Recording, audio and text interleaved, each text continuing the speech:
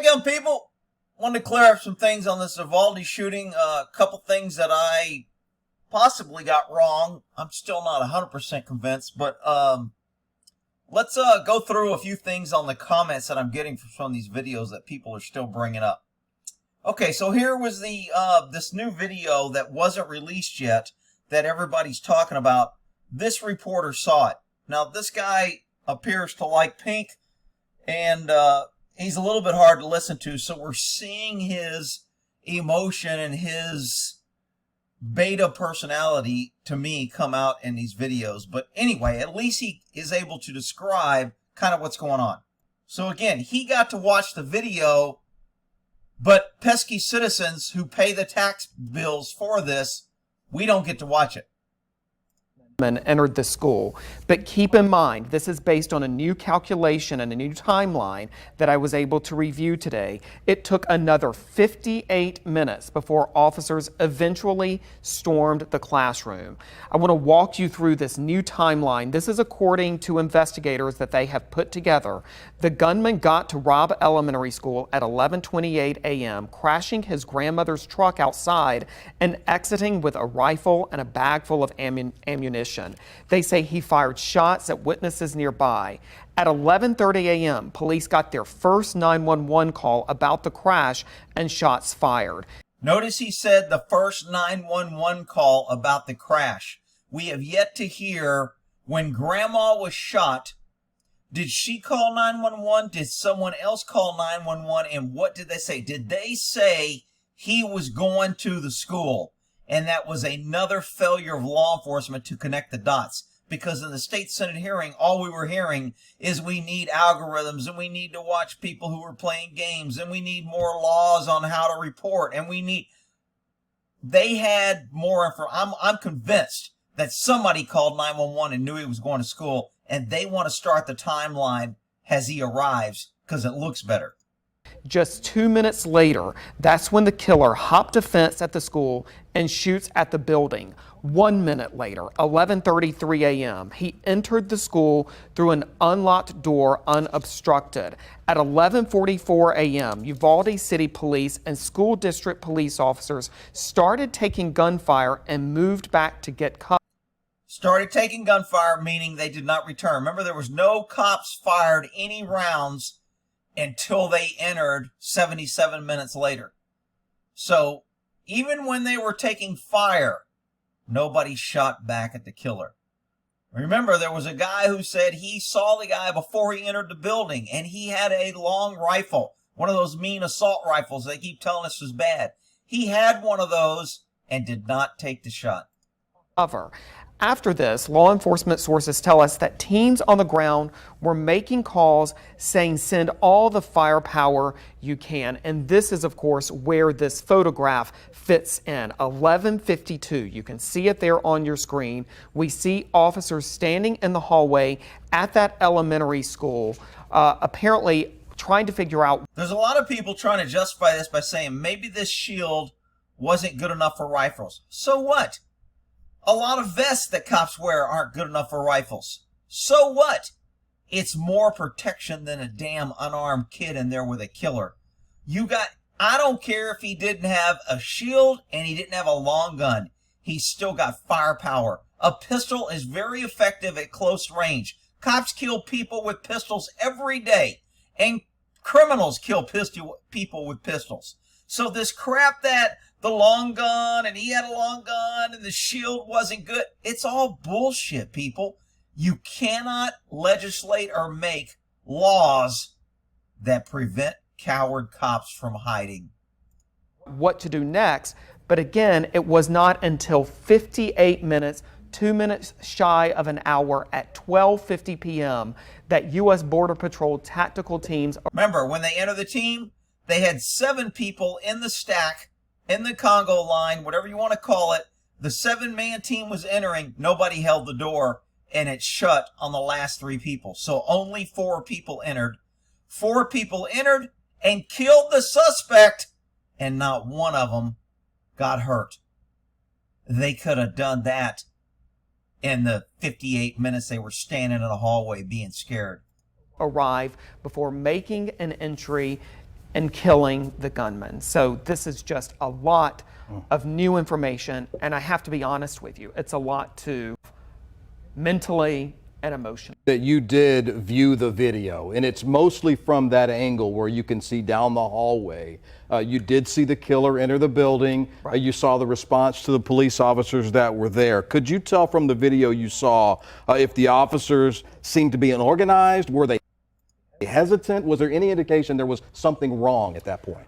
One thing that I want to say that became very clear to me is that initially, with regard to the gunman entering this classroom, it happened so fast. I mean, it truly, he walked into the school, he briefly stopped, I mean, barely even a stop, I would say glanced at a door, and then you can see him turn to the right, go down the hall, enter the... Another thing that keeps coming up is this guy went to the school so he'd know where to go. The guy went to 4th grade in the school. Okay, the guy's 18. He just turned 18. I don't know how many of you people remember what your 4th grade room was and what the lock... Maybe I'm the only one that don't remember any of that shit. But I don't think I remembered it when I was 18, and I damn sure don't remember it now. The classroom, and there is a hail of gunfire. So you can hear that on the video. You absolutely hear it. You know, I have to tell you... Another thing that was brought up is he had one of those Hellfire trigger things, and he didn't have it installed, and it wasn't on the gun. If you look at the Hellfire trigger, you slip it on the handle, and it can fall off. So I'm not sure that they're even right about that. He could have used that trigger when he walked in when they're talking about this hell of gunfire, and then dropped the trigger off. It's not like it's installed permanently. It's kind of like slipped on. You put it in the palm of your hand, and you slide it on. From me seeing it on the internet and looking at it, that's what it sounds like. I've got one ordered so I can kind of see if it works and how it works. But anyway. Just in terms of the details, one thing that's so striking to me is as he's walking down the hall, you actually see a little boy come out of the bathroom, peek around the corner, and retreat, knowing that an armed gunman was in his school, in his hallway. Tony, you've seen this video. Is there a chance that this video could be released to the public? And have lawmakers seen this video yet? To my knowledge, no lawmakers have seen this. I mean, this is information that is in many ways being tightly held within the investigation. Okay, so he said no lawmakers saw it. I think this newscast was before they had the Senate hearing. I think the Senate hearings that I did the previous videos on, I think they saw the video. I could be wrong. Obviously involving state, local, and federal law enforcement officials. But I have to say, and I shared this on Twitter not long ago, and that is while there is a push and an effort, obviously, to prevent the information from becoming public, obviously there are some people with access to information who are compelled by the public's right to know and therefore are, frankly, putting the information out. I want to ask you. They should be putting it out. And anybody that's trying to hide anything should be kicked out of office. If you're trying to hide something, those who have nothing to hide, hide nothing.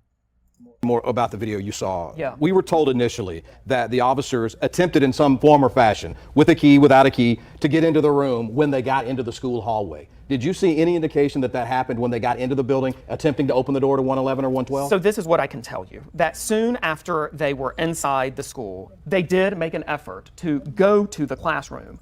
Go to the classroom, not check the door. From the vantage point that I was watching, it's difficult to know exactly, did they touch the door? Did they move the door handle? What I can tell you is that they took fire. They took rapid fire. And at that point, you see them blown back and... Coward and run away. They don't return fire. They don't make him use up his ammo. They don't try to distract him and keep him firing at them so he's not firing at kids. They run and hide for 50 minutes. And not one person is willing to call. There's some cops in my comments that are retired cops that are coming here saying these guys are cowards. And these are the meat eater cops that used to go out there, and the guys like on my team, not all my guys, because I had pussies on my team too, but most of the guys that I worked with on these task force were working gangs and gun violence and drugs. They're usually meat eaters. They're not the hiding type. These guys, 13 DPS workers and Uvalde police, or the school police, whoever was in there, we're still not sure. Not one of them had the balls to say, I'm not staying out here while kids are getting killed. Every cop has the ability to save their own life and to save the life of others. That can't be ordered away. And retreat. But then after that, there seemed to be no real effort to regroup for quite some time and figure out what to do next. Based on the timeline that I have seen, and I want to say that the timeline is based on time stamps on the video. Which you can clearly see. You can clearly see, and it's critical because it helps create a narrative of what exactly happened. Also, in addition to that, though, police officers' body cameras have been transcribed, and you can hear police officers saying, if there are kids in there, we've got to go in. Why aren't we going in? And so this is my theory that there was probably some meat eaters there that wanted to go in, and they just couldn't get enough people. But those guys should have said, this is bullshit. I'm not standing out here while kids this is wrong. If I get fired, I get fired. Okay? 30, 40, 45 minutes before they make entry, they're having this conversation among themselves. Another thing that I want to point out is that So this is where people like Tatum are saying the cops did a good job and they tried and they wanted and they didn't have equipment and there was confusion. That's all bullshit. You know, lead, follow, or get the hell out of the way. You act. You work the problem. You do not sit back and wait. Police Chief Pete Arredondo from the Uvalde School District Police Department. Obviously, he has had a lot of focus on him and the actions he took that day. One thing that was striking to me is that probably 30 minutes before they ultimately breached the door, he actually did float the idea of trying to neutralize, that's the police word for taking down the gunman, through a window, and thought... What do you mean he's talking about? I can't believe they didn't have a perimeter set up and people at every window. What happens if the guy jumped out the window? Are you telling me there was no cops out of the hundreds of cops there and 19 in the hallway? You're telling me there wasn't one or two cops at the windows in case the suspect jumped out and fled? And if they were at the windows, they couldn't look in and get intel and relay intel or take a shot or pin the suspect down? It's just crazy on the lack of tactical and action of these cowards. Can we possibly get to him through a window? And yet, that was never really done. So you heard that? It's transcribed okay. from the body camera footage. Wow. And it's funny, they will not show the body cams. Even though they weren't in a classroom, even though there were no dead kids, even though there were no dead cops. We see videos all the time of body cam of cops getting killed and suspects getting killed. And now they won't show the body cams. We get transcripts. Transcripts is a way to cover it. I guarantee you, if one of the cops had said, let's get this black dude and hang him from a tree, they would be releasing the video of that, not the transcripts. So you do just get the sense, almost from the word go, that this effort truly did not have a lot of organization or cohesion. What he should say is it didn't have a lot of cops with the ability to make a decision to save kids. They were indecisive and being cowardly and hiding and worried about officer safety versus unarmed kids dying. In the video you saw, did you actually see them at the end of that time frame go into that classroom and end this? Was that part of the video you saw? You do. And one thing that was also striking to me is that as they are assembling and about to breach this door, they had called in medics. And so you see medics who were there and ultimately reach the room. And some of the last frames of the video were them, trying to render aid. But again, I don't know if this video will ever be made public. I do want to say, I am not in possession of this video. What is the problem with this video? I mean, what possible reason can you not show this video? Oh, Rick, it might give out tactics, and we don't want to show the officers that are in there because then if we see their pictures, people will know who the cowards were. It's to protect the coward cops. And if I was on the radio saying I want to go in, this is bullshit, I wouldn't care if you showed my face. Point that out. I have the screen grab that we have shown. I don't have the video, but I think it will be interesting in coming days whether or not it is actually made public. Okay, so let me get to some other things about this case. A lot of people are promoting that the door was not propped open by the school teacher because her lawyer released a statement saying that she kicked a rock out. The fact that she kicked a rock out says the door was propped open. I don't want to hear this, she's a hero, she didn't do it, she shut the door, it was a lock malfunction, the lock didn't work, the door jamb was off. The door was propped open with a rock, and she knew it because she kicked a rock out.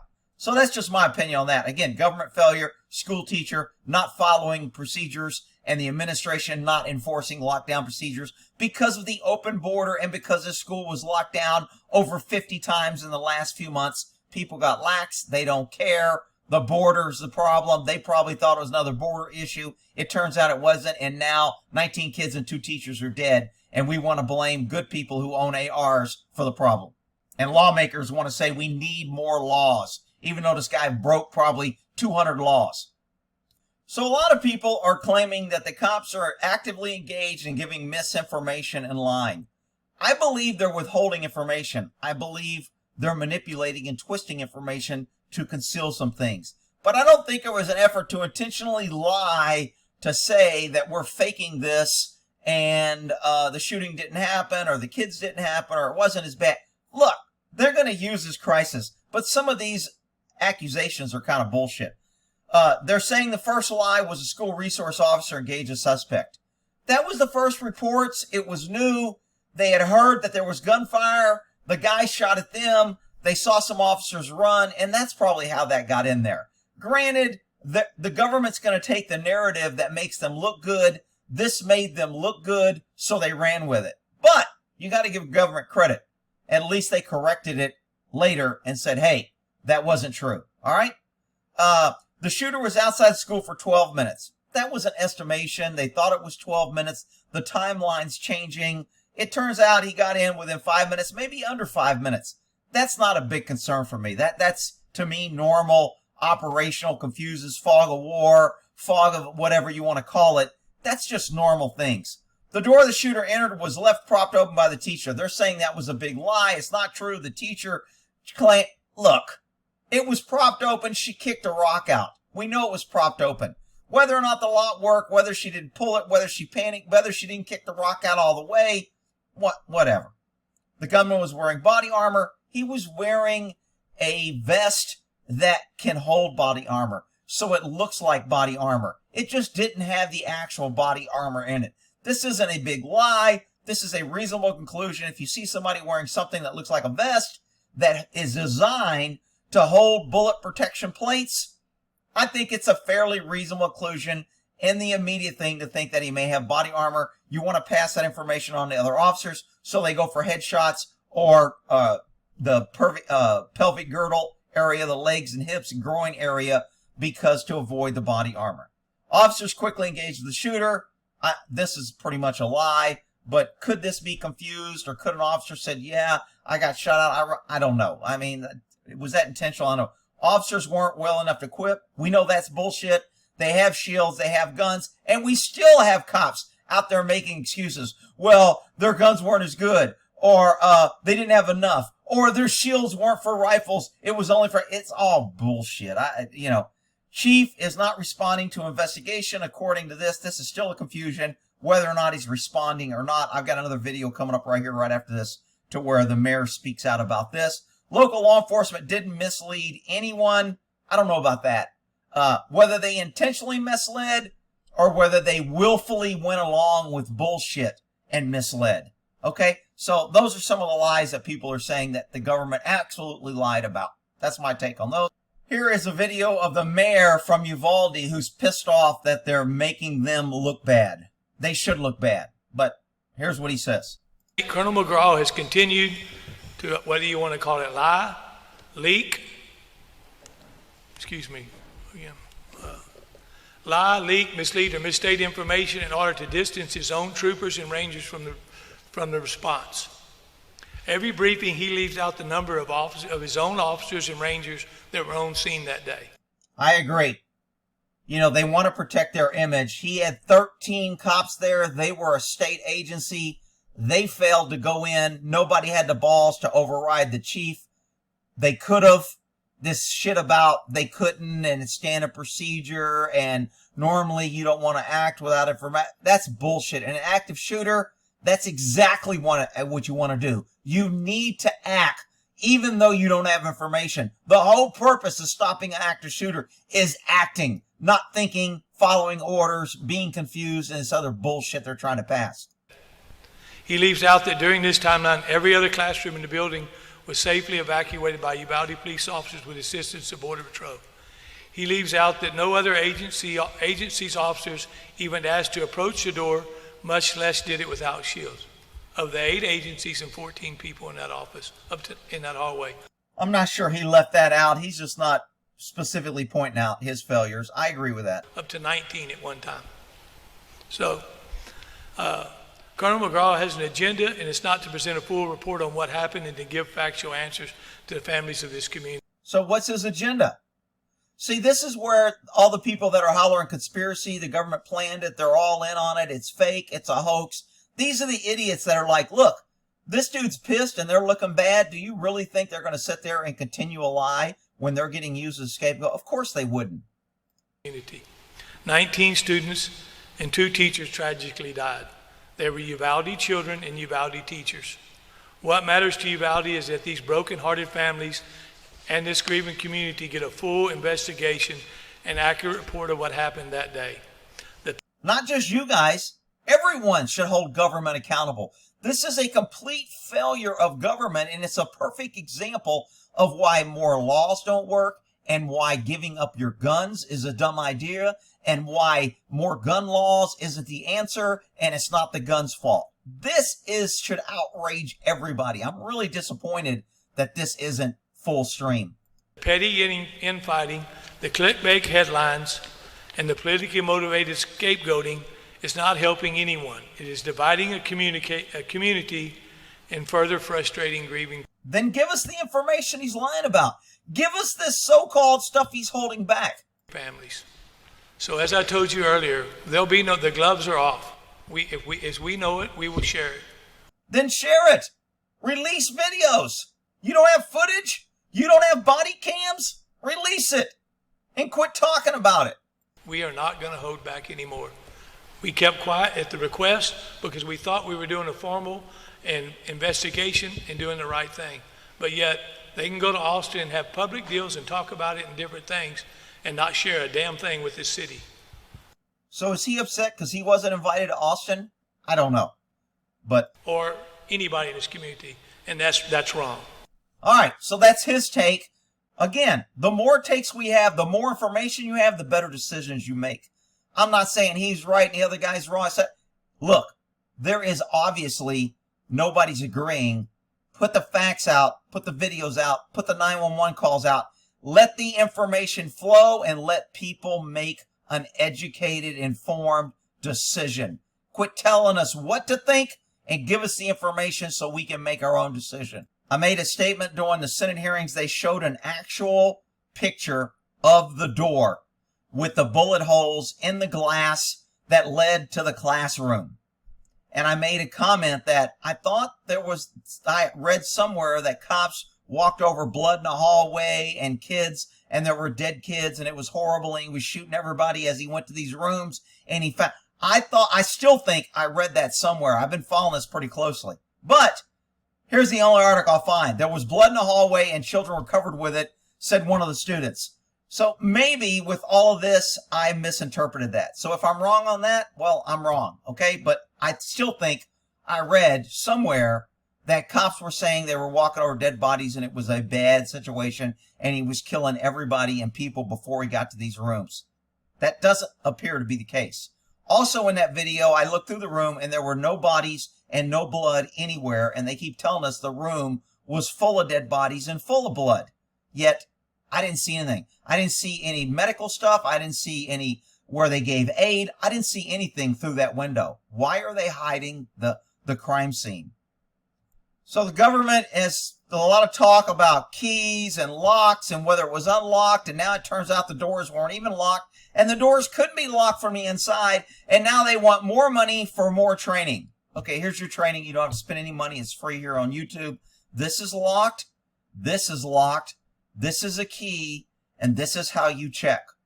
Pretty simple. It's not freaking rocket science, people. Do we need to add this to the police academy? I mean, what the? Are you kidding me? Lots of comments about the Senate hearings were using and calling it a hooligan tool instead of a Halligan tool.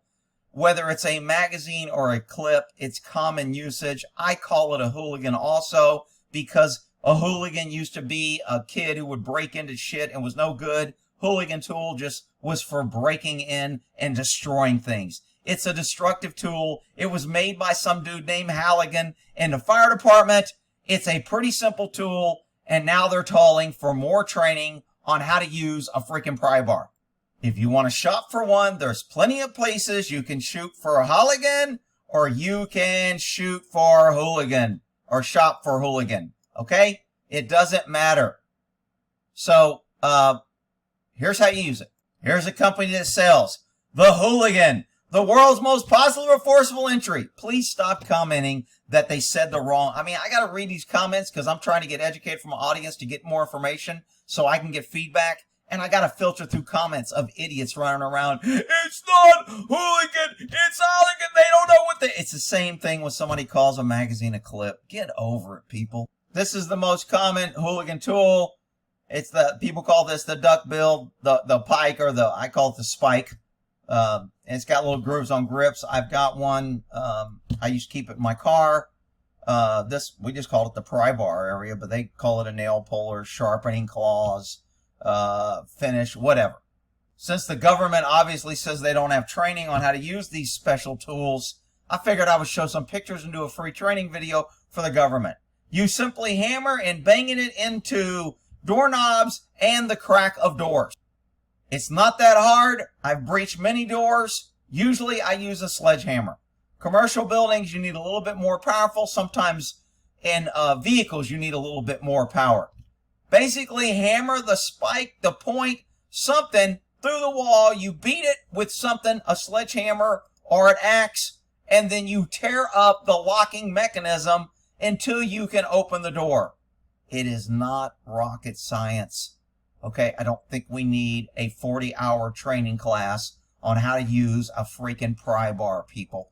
Yes, does the fire department train on it? They use it more. They have to learn how to use it. Yes, I get it. It's a freaking bank. This is the best locking door if you want your door secure. These are the hardest things that I've ever found to get through on most doors. Even wooden doors, we have to break through the wooden door. You got a metal door with one of these behind it? That's a great secure door. Okay?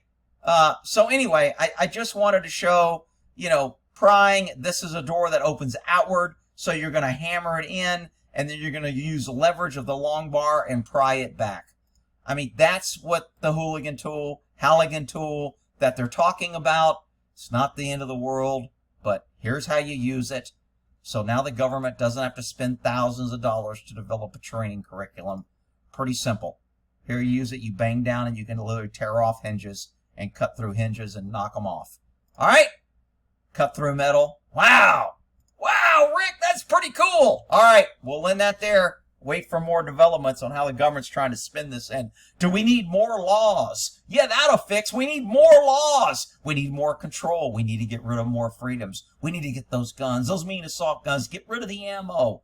Yeah, okay, they're all freaking bullshit. Government failure at every point. Nobody wants to call the cops cowards, and that government failed. That's the plain and simple truth. We'll end that there.